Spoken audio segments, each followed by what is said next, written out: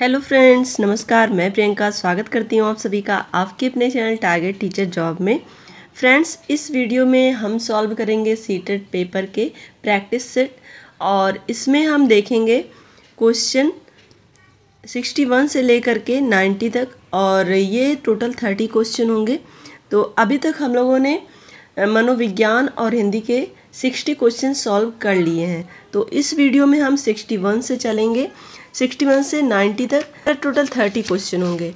तो चलिए देखते हैं। यहाँ पे 61 नंबर का क्वेश्चन है, skilled reading is progressive, deliberative, constructive, imaginative.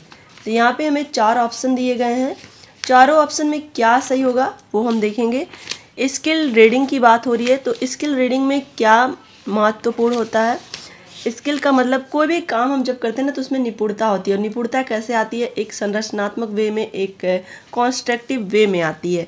एक तरह से किसी भी चीज़ में निपुण होने के लिए हमें एक एक पहलू पे ध्यान देना पड़ता है। तो इस तरह से हम समझ सकते हैं। तो यहाँ पे हमारा जो सही आंसर हो जाएगा, स्किल रीडिंग इज कॉन्स्ट्रक्टिव, तो हमारा सी ऑप्शन सही हो जाएगा। चलिए नेक्स्ट देखते हैं। Question number 62, of the following which one is most important prerequisite for language learning, whether first or second? A structural situational approach, skill based instruction, a multilingual approach, an input rich communicational environment। तो दोस्तों यहाँ पर हम देखेंगे the most important prerequisite for language learning is an input rich communication environment। हमारा यहाँ पे कौन सा ऑप्शन सही हो जाएगा? ये सही हो जाएगा डी। तो यहाँ पे एक रिच कम्युनिकेशनल इन्वायरमेंट होना चाहिए, ये आपको ध्यान रखना है। चलिए नेक्स्ट हम देखेंगे। 62 तक हमारा हो गया है। अब हम देखेंगे 63। 63 क्या कह रहा है?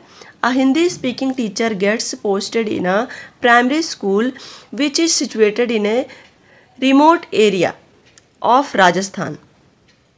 Since she does not know the local language, she faces lots of problems. She should। देखिए यहाँ पे एक हिंदी स्पीकिंग टीचर्स की जो कि पोस्टिंग हुई है कहाँ पे?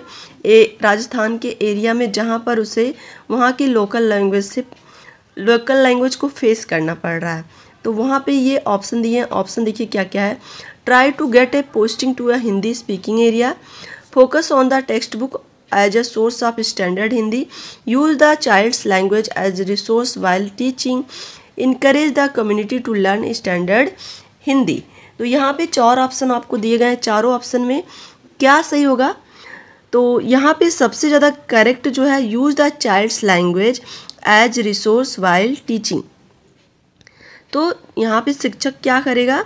वो ये सी ऑप्शन पे ध्यान देगा। क्या करेगा? The teacher should face the language problem and use the child's language as resource, यानी कि संसाधन के रूप में उसको देखेगा, क्योंकि उसको हिंदी ही आती है लेकिन उस बच्चे की लैंग्वेज से वो अपनी लैंग्वेज को कनेक्ट करके धीरे धीरे पढ़ाना स्टार्ट करेगा।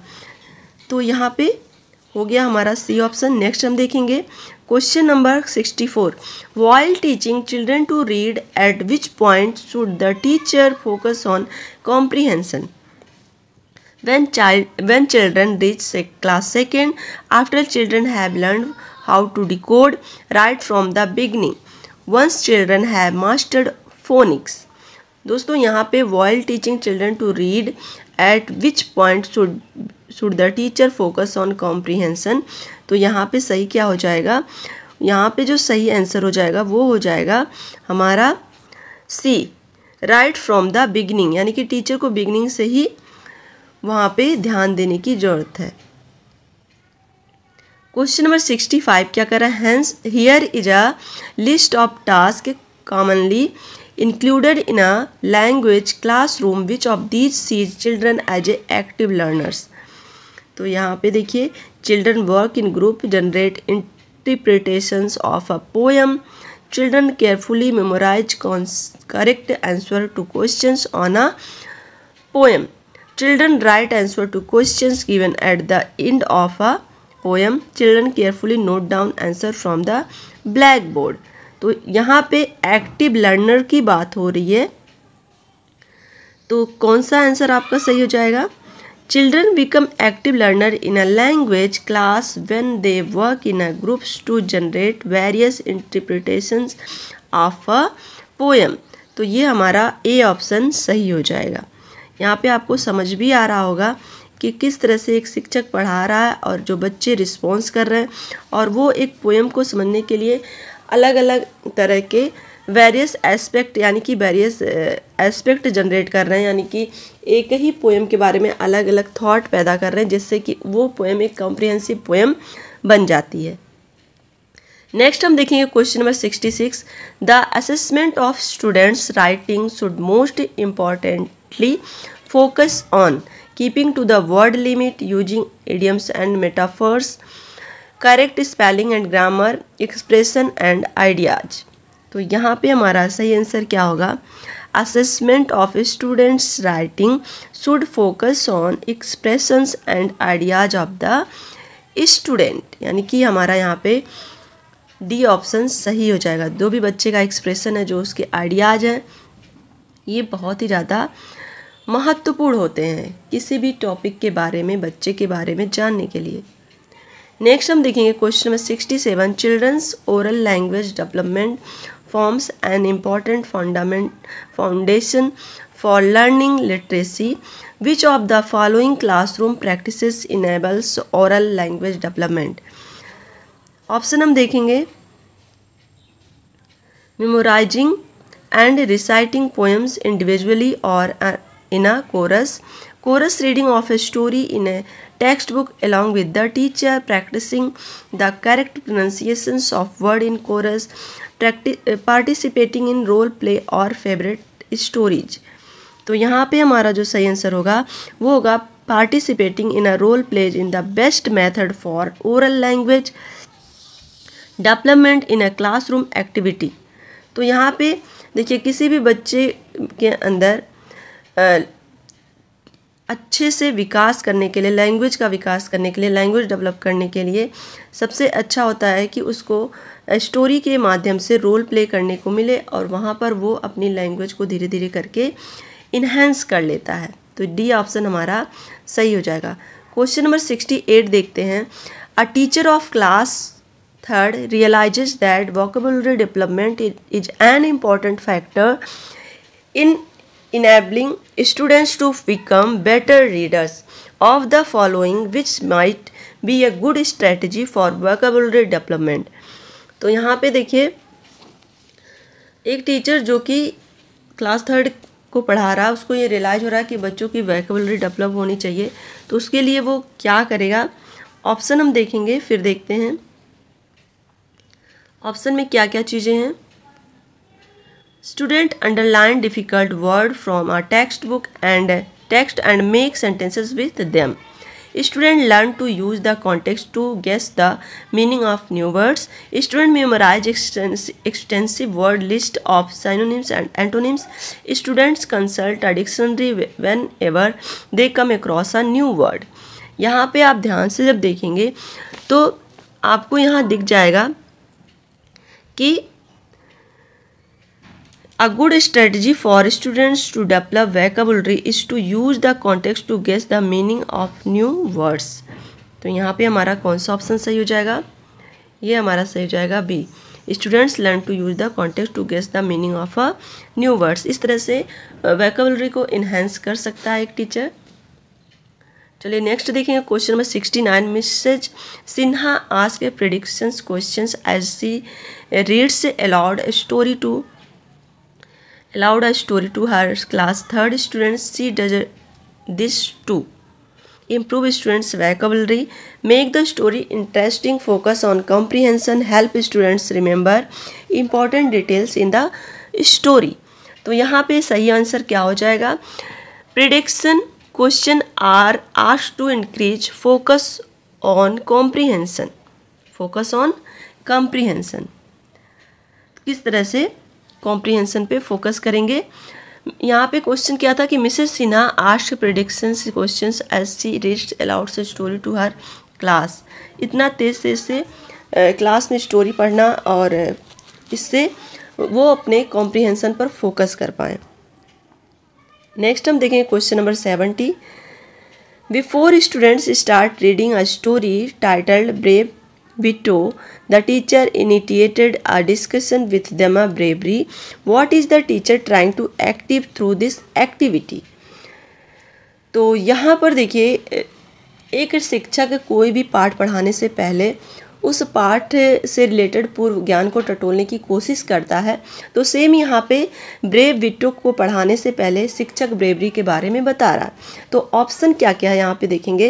Active the previous knowledge of student, activate the previous knowledge of students, activate the intellectual stance of students, activate enthusiasm in students, activate the efferent stance in students. तो यहाँ पे सही आंसर क्या होगा, आपको मैंने हिंट दे दिया है। By engaging the students in a discussion before starting the lesson, the teacher activates the previous knowledge of students. Clear? तो आपको समझ आ ही गया होगा कि यहाँ पे मैंने आपको बताया कि जब भी एक शिक्षक पाठ पढ़ाता है उसके पहले ही, पाठ के पहले ही उस पाठ तक पहुँचने के लिए, जैसे कि आपने माइक्रो टीचिंग की होगी, माइक्रो टीचिंग में कुछ ज़्यादा नहीं होता था। एक शिक्षक अपने टॉपिक तक पहुंचने के लिए ही बच्चे से कुछ क्वेश्चन करता था, वो उसके प्रीवियस नॉलेज को चेक करता था। अगर बच्चा टॉपिक तक पहुंच जाता था तो माइक्रो टीचिंग वहीं पे फिनिश हो जाती थी। तो सेम यहाँ पे वो प्रोसेस लागू हुआ है। चलिए देखते हैं question number 71। Which of the following would be the best evidence to demonstrate to parents and administrator what students can do with language? National curriculum and syllabi, list of course goal and objectives, marks in a test, poems of paragraphs written by students.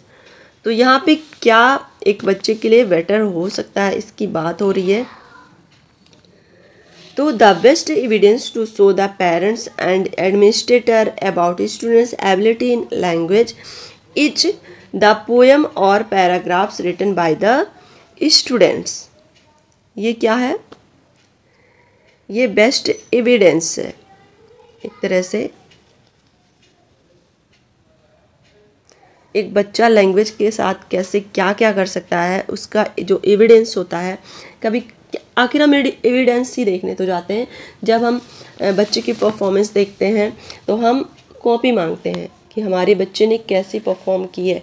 तो वहाँ पे एक शिक्षक parents को यही तो दिखाता है कि आपके बच्चे ने यहाँ बहुत अच्छा किया है, यहाँ पे गलतियाँ की हैं। तो ये हमारे पास क्या है, एक प्रूफ है, एक एविडेंस है। चलिए नेक्स्ट देखेंगे question number 72। If a student is making pronunciation error, the best way to help him her is to. एक बच्चा जो कि प्रोनाउंसिएशन में गलतियाँ कर रहा है, उसके लिए कौन सा वे अच्छा होगा। Provide him her with correct pronunciation without any humiliation, call his her parents and complain, scold him her in class for incorrect pronunciation, mock at him her in class for incorrect pronunciation। तो यहाँ पे एक शिक्षक क्या करता है जब भी जो बच्चा है वो सही प्रोनाउंसिएशन नहीं करता है। आपको ऑप्शन पढ़ने के बाद खुद ही पता चल गया होगा। तो the best way to help an erring student is to provide him her with correct pronunciation without any humiliation, यानी कि हमारा ए ऑप्शन सही हो जाएगा। देखिए हमारा जो सीटेट का पेपर होता है ना, ये थोड़ा सा लेंदी होता है, बट जिस तरह से आप टेट के पेपर दे चुके होंगे तो आपको पता होगा कि क्वेश्चन लगभग वैसे ही रहते हैं। बस हमें यहाँ पे थोड़ा सा धैर्य रख करके पढ़ना पड़ता है कि क्वेश्चन का पैटर्न समझना पड़ता है। तो आप बहुत हड़बड़ी में नहीं, आराम से करिए। आपके जितने क्वेश्चन है लगभग उतना ही मिनट आपको मिलता है, तो आपको कोई भी टेंशन लेने की ज़रूरत नहीं है। एक एक चीज़ को बस समझिए और आराम से आपके क्वेश्चन सॉल्व होते चले जाएंगे। Scribbling is a stage of speaking, listening, writing and reading. तो यहाँ पे देखिए scribbling is a stage of writing. स्क्राइबलिंग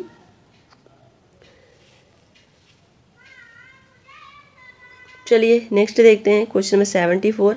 a primary teacher should introduce reading through stories, picture books, alphabet books only, phonic teaching. तो यहाँ पे एक primary teacher की बात हो रही है, वो रीडिंग इंट्रोड्यूस कैसे करे। इसके लिए एक शिक्षक को क्या चाहिए, प्राइमरी शिक्षक की बात हो रही है, आप ये ध्यान रखिएगा।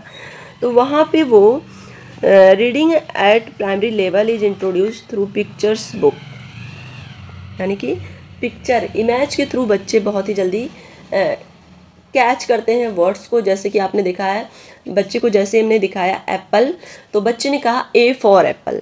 तो इस तरह से क्या वो पिक्चर के माध्यम से चीज़ों को कैच कर रहा है, वर्ड्स को कैच कर रहा है। चलिए नेक्स्ट देखते हैं, question number 75, choose the correct spelling. Doesn't लिखा, लेकिन यहाँ पे डज नॉट ही है सब, लेकिन लिखने का सही वे क्या है ये आपको ध्यान से देख के बताना है। देखिए छोटी छोटी चीज़ें हम अक्सर मिस कर देते हैं और जब एग्जाम में आता है तो हमें ये चीज़ बहुत बड़ी लगने लगती है। और सही इसका वे है लिखने का ये डज और एन के बाद अपॉस्ट्रॉफी फिर टी। चलिए कमेंट करके हमें ज़रूर बताइएगा कि आपके कितने क्वेश्चन सही हो रहे हैं। क्वेश्चन अब यहाँ से देखिए हमारे कॉम्प्रिहेंशन टाइप के क्वेश्चन आ गए और पहले हमें इसमें ये पूरा पैसेज पढ़ना पड़ेगा। As a district employment officer my father was given a jeep by the government. There was no garage in the office, so the jeep was parked in our house. Father refused to use it to commute to the office. He told us that the jeep is an expensive resource given by the government. He reiterated to us that it was not his jeep but the government jeep, inciting that he would use it only to tour the interiors. He would walk to his office on normal days. He also made sure that we never sat in the government jeep. We could sit in it only when it was stationary. That was our early childhood lesson, governance, a lesson that corporate managers learned the hard way, some never do. The driver of the jeep was treated with respect due to any other member of my father's office. As small children, we were taught not to call him by his name. We had to use the suffix dada whenever we were to refer to him in public or private. When I grew up to own a car and driver by the name of Raju was appointed, I repeated the lesson of my two small daughters. They have as a result grown up calling him Raju uncle, very different from many of their friends who refer to their family drivers as my driver. When I hear that term from a college-going person, I cling. To me, the lesson was significant. You treat small people with more respect than you treat big people. It is more important to respect your subordinates than your superiors. तो यहाँ पे आपने ये पूरा passage पढ़ा। अब इस passage को पढ़ने के बाद अब इस पैसेज से रिलेटेड क्वेश्चन हमें आंसर देने हैं। क्वेश्चन क्या कह रहा है? The author's father would not allow to use the jeep because. आपको पता है इसमें आथर्स के फादर को एक जीप मिली थी और वो जीप वो अपने केवल ऑफिस वर्क के लिए ही यूज करते थे और वो किसी को अलाउ क्यों नहीं करते थे, ये क्वेश्चन है। तो क्वेश्चन में ऑप्शन देखते हैं। It was not there private vehicles, the roads were full of potholes, he was afraid of accidents, the jeep was in a bad condition. तो यहाँ पर देखिए the jeep, it is the clear from here the after reading the passage, it was not there private vehicles. आपको पता ही है कि अगर एक गवर्नमेंट जीप मिल रही है तो वो गवर्नमेंट के वर्क के लिए मिल रही है, ना कि प्राइवेट व्हीकल्स है वो, और ना ही वो अपने पर्सनल वर्क के लिए मिल रही है। तो यहाँ पे आप जैसे ही आपने पैसेज को पढ़ा आपको समझ आ गया होगा। अब यहाँ पे देखिए क्वेश्चन में 77, the author taught his children to be firm with servant, treat small people with respect, maintain a discreet distance from servants, be kind to small people. तो यहाँ पे Arthur taught his children to, तो अपने बच्चों को क्या सिखाता है, जो यहाँ पे आर्थर है, treat small people with respect, क्योंकि उसको वो रिस्पेक्ट मिली इसलिए उसने अपने बच्चों को भी वो चीज़ सिखाई। चलिए आगे देखते हैं। The author was critical of his children's friends because their attitude to servant smacked of. तो यहाँ पे हमारा attitude of the friends of author's children smacked of arrogance when they called their family drivers as my drivers. Okay, तो यहाँ पे क्या है, arrogance. एक तरह से ये मेरा ड्राइवर कहना सही नहीं था, क्यों, क्योंकि वो तो गवर्नमेंट का सर्वेंट है और गवर्नमेंट ने आपके पास अगर उसको रखा है तो वो आपके लिए ये मेरा ड्राइवर कहना सही नहीं था। 78 हो गया है।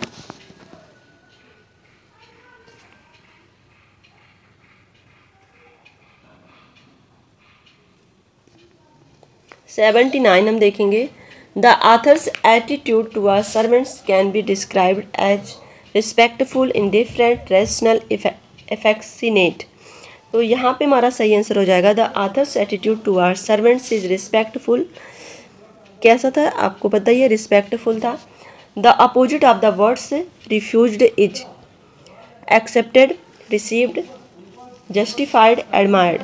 तो रिफ्यूज्ड का अपोजिट क्या होगा, यहाँ पे हम देखेंगे।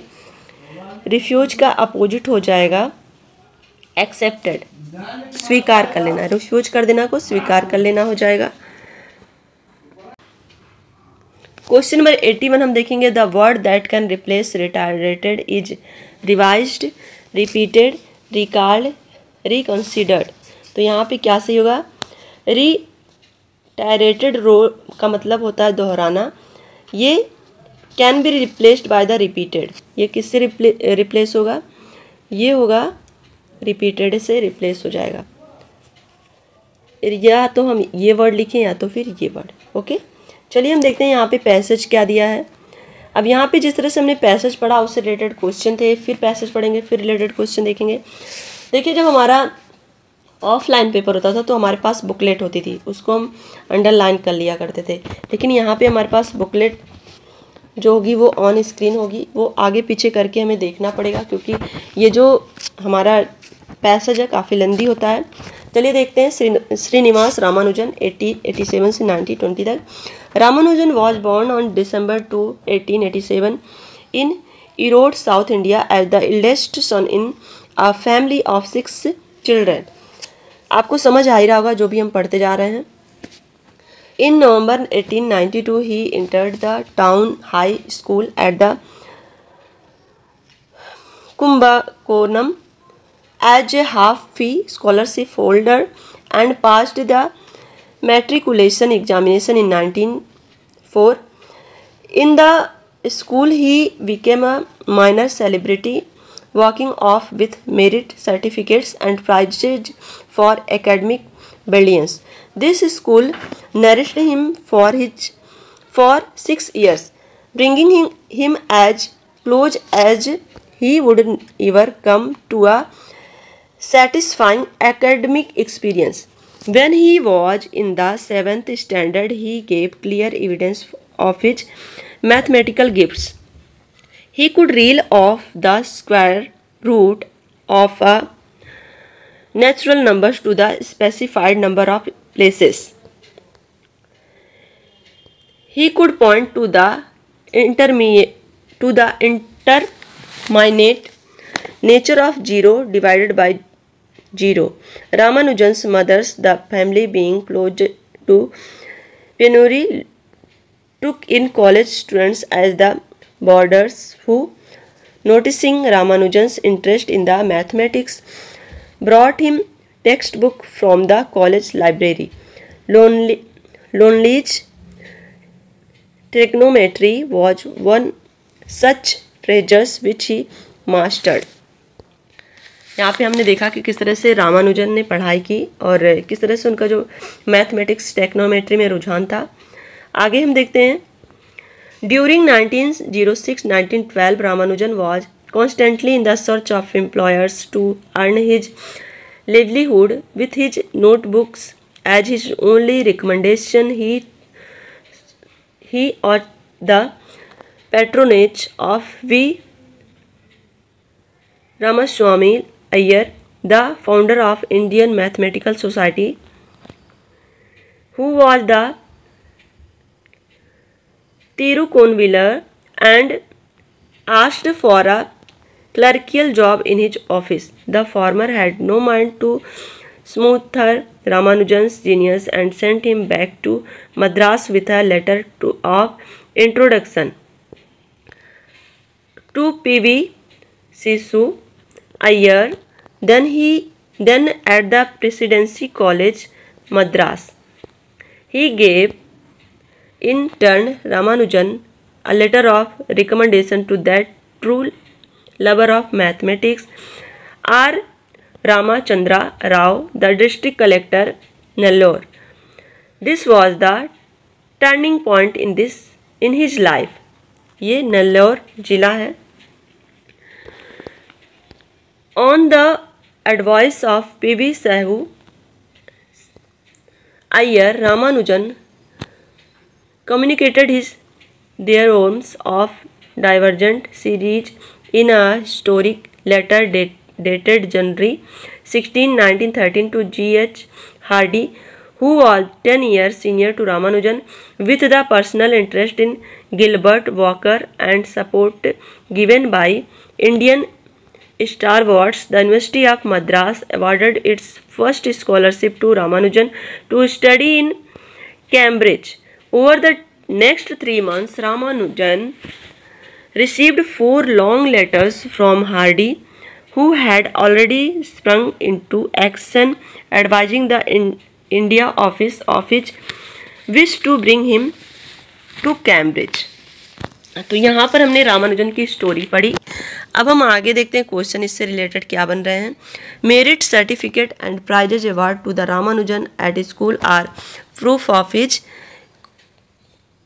Commitment, intellectual brilliance, sincerity, dedication. यहाँ पे सही क्या होगा? Award and prizes awarded to Ramanujan at school are proof of his intellectual brilliance. यहाँ पे हमारा बी ऑप्शन सही हो जाएगा कि उनकी जो बौद्धिक क्षमता थी या उनके अंदर जो भी विद्वता थी, एक तरह से कह सकते हैं, वो कहीं ना कहीं दृष्टिगोचर होने लगी थी उनके स्कूल टाइम से ही। तो यहाँ पे हमारे 82 क्वेश्चन हो चुके हैं। अब हम चलते हैं 83 नंबर पे। Ramanujan's mothers took in college students as boarder because the family on the verge of poverty. She wanted to give her son all the comfort of life. She wanted to give her son all the comforts of life. She had to pay up huge debts. तो यहाँ पर आपको option देखने से ही पता चल गया होगा ये सही आंसर क्या है। द वर्ड पेन्यूरी, तो यहाँ पे हमने पढ़ा था द वर्ड पेन्यूरी, जिसका मतलब होता है क्या? पॉवर्टी, है ना। हमने पढ़ा था पेन्यूरी इस पैसेज में। ऊपर चल के या तो देख लेते हैं। यहाँ पे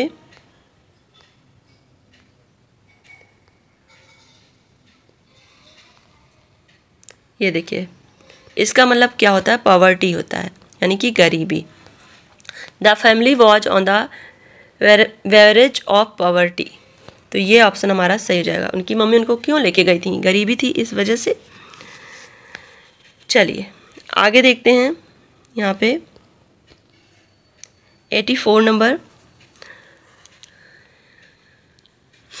84 है। The turning points in Ramanujan's life came when he was given a scholarship. He got a job in Indian mathematics society.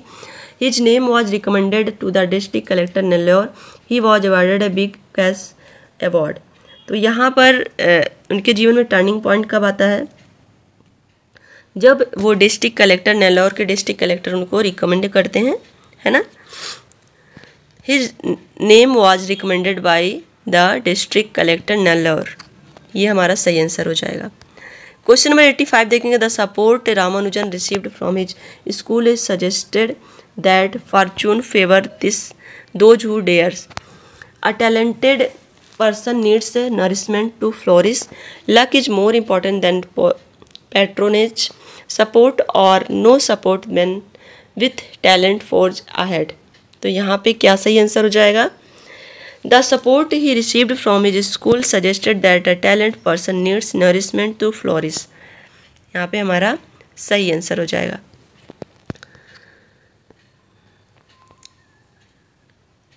चलिए आगे देखते हैं question number 86। Identify the correct statement. Ramanujan was offered a job at Cambridge.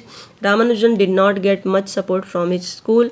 Ramanujan mothers did not want him to go abroad.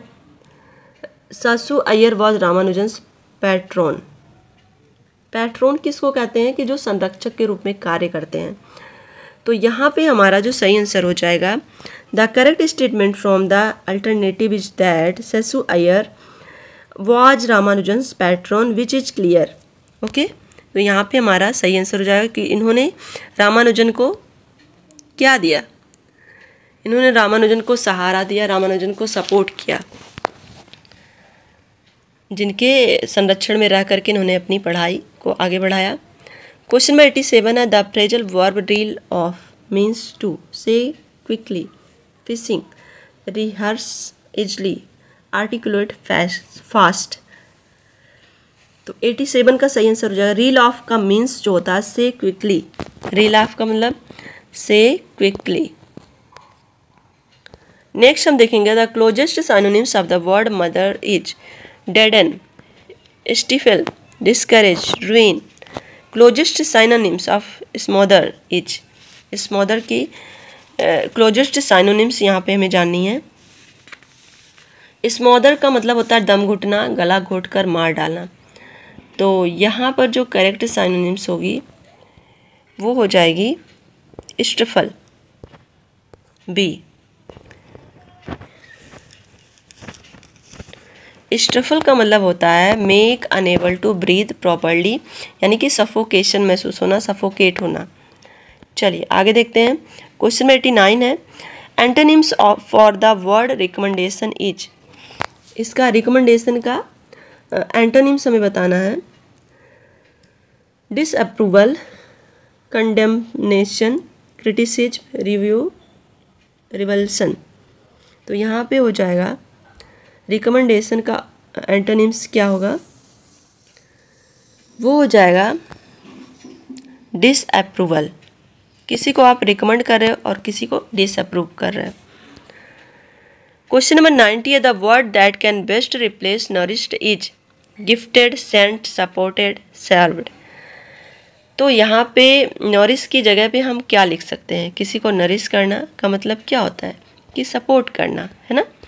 हम किसी को nourish कर रहे हैं, जैसे एक पेड़ पौधा है उसको नरिशमेंट दी जाती है, यानी कि इसको सपोर्ट दिया जाता है, उसको खाद पानी सही टाइम पे दिया जाता है, तभी तो वो ग्रो कर पाता है। तो आज के इस वीडियो में हमने 30 क्वेश्चन कंप्लीट कर लिए। आई होप आज की वीडियो आपको समझ में आई होगी, समझ आई होगी। तो वीडियो को लाइक करिएगा, चैनल पे नए होंगे तो सब्सक्राइब करिएगा। मिलते हैं नेक्स्ट वीडियो में।